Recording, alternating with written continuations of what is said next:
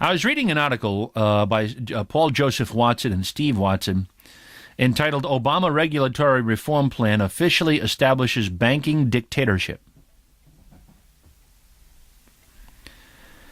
This reform plan, which is not passed yet, it hasn't been finalized, but probably will be because there's no real resistance from the Republicans because they're cowards and they're in cahoots with the bankers themselves. The Democrats are just Marxists of a different stripe, that's all. It's Socialist Party A and Socialist Party B, or we could add to that thought Zionist Party A and Zionist Party B, Mystery Babylon Party A and Mystery Babylon Party B, Globalist Party A, Globalist Party B. But the authors here, this is an article from June 18th, they talk about this plan of Obama's, and basically what the president wants to do is give more power to the Federal Reserve banks, that they might regulate our economy. And whenever the Federal Reserve sees a privately owned corporation or a privately owned company, a corporation that, it's a public corporation maybe by definition through its incorporation, but you know what I'm saying, a non-government entity. Whenever the Federal Reserve sees a company whose financial situation supposedly puts at risk the market, the Federal Reserve can intervene and take control along with the state. The federal government can take control of that company. Now, who's to make the evaluation that it's going to so harm the country that this takeover of private enterprise must take place? The Federal Reserve. And the Federal Reserve banks are private banks. They're private banking institutions that are fundamentally owned by foreign families, and they govern this nation, and really have since 1913 and the passage of the Federal Reserve Act. I was reading last time around a quote from Professor Robert Auerbach from the University of Texas in Austin. And he writes, the Federal Reserve has massive conflicts of interest that make it ill-suited for its present regulatory functions, and certainly for an expanded regulatory reach. The officials leading the Fed today preside over an organization that is run in substantial part by the bankers they regulate. The fox guard in the hen house. Bank regulation begins at its 12 district Federal Reserve banks, each governed by a 9-member board of directors, 2/3 of whom are elected by the bankers in the districts. So you ought to see how that's going to work out.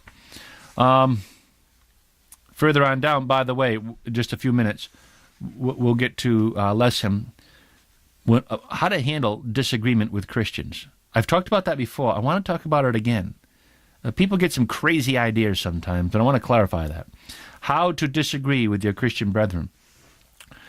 Further in this article, we read, as we reported earlier this month, heads of 9 of the biggest banks in the derivatives market, including J.P. Morgan Chase, Goldman Sachs, Citigroup, and Bank of America, secretly lobbied to keep derivatives under Federal Reserve oversight, quote unquote, or non-oversight is what is really meant, and away from real scrutiny.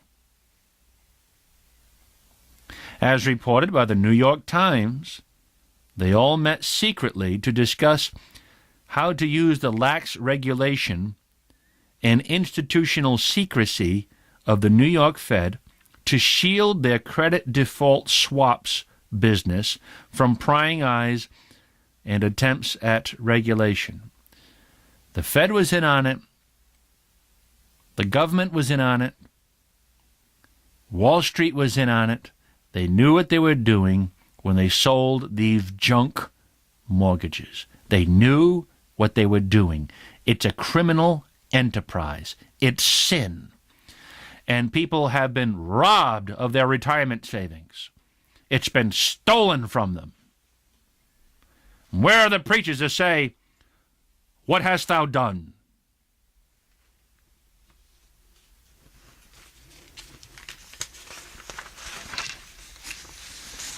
So the author of the article writes, so the upshot of all this is that the bankers get what they want, are allowed to carry on as they were, while at the same time the fractional reserve banking system and the federal government are both greatly expanded and empowered, and the compliant corporate media ludicrously tells us that a strict crackdown is underway.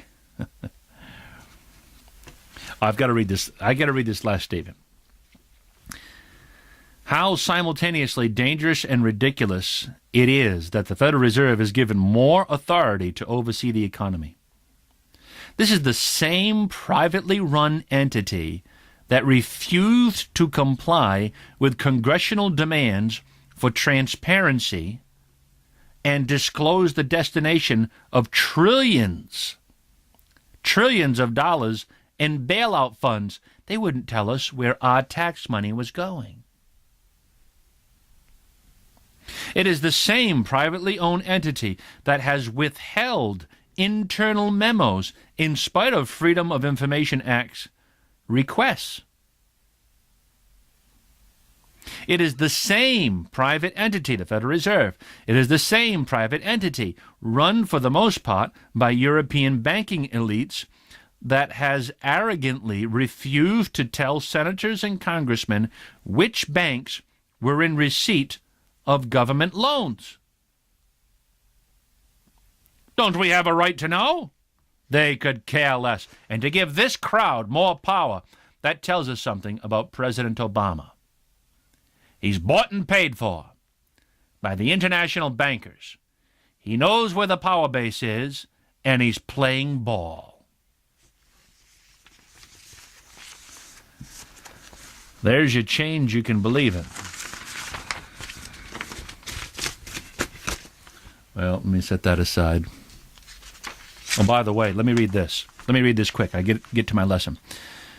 Statements by Ron Paul concerning the new dictatorial powers of the Federal Reserve if Barack Obama has his way, and it seems as though he will. The limp-wristed Republicans have no backbone. And the reason they have no backbone, they're in bed with the same crowd. Ah, how the merchants of the earth involve themselves with the riches of Mystery Babylon. Ron Paul made this statement: the regulations should be on the Federal Reserve. We should have transparency of the Federal Reserve. They can create trillions of dollars to bail out their friends, and we don't even have any transparency in this. That's what I was just reading to you. They won't tell us who they give it to, where it's going. They're like little gods.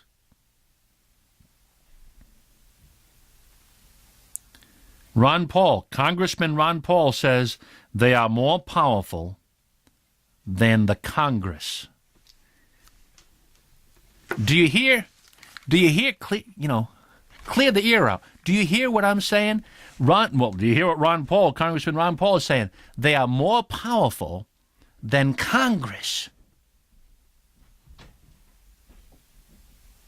Now, if that doesn't create a revolution in this nation against those international bankers that are controlling and destroying us, I don't know what it will take. I just don't know.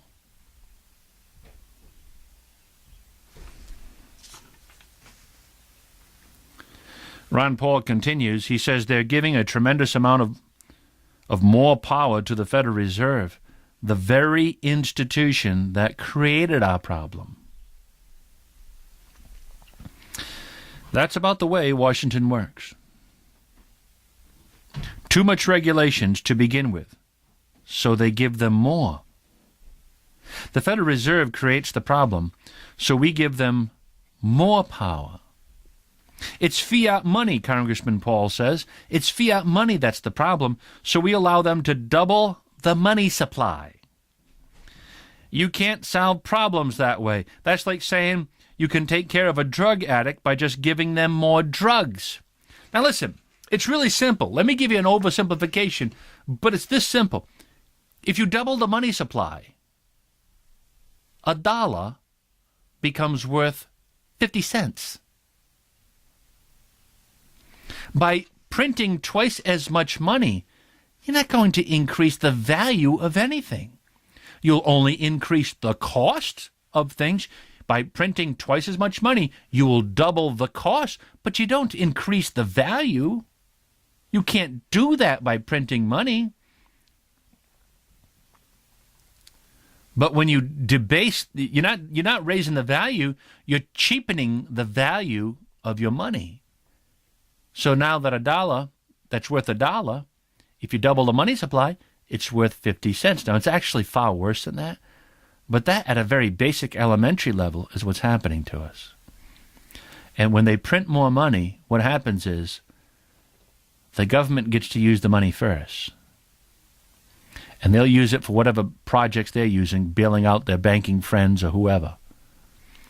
And when that money gets spent, it isn't recognized by the market because it's in its first cycle of spending. The market isn't recognizing all these extra dollar bills, so prices are staying pretty much stable. Then once the market recognizes all this new money, well, they have to raise the prices of their products in order to have the same value of their product when they sell it. So by the time the money gets to you and I, it's worthless. But when the government gets to spend it, see, it's stealing. It's a way of taxing you without asking your permission. Inflation is a tax. You've got to understand that. This is immoral. It's wrong. It's sinful. It's wickedness. It's evil. It's satanic. And it's coming from both sides of the aisle. Don't kid yourself.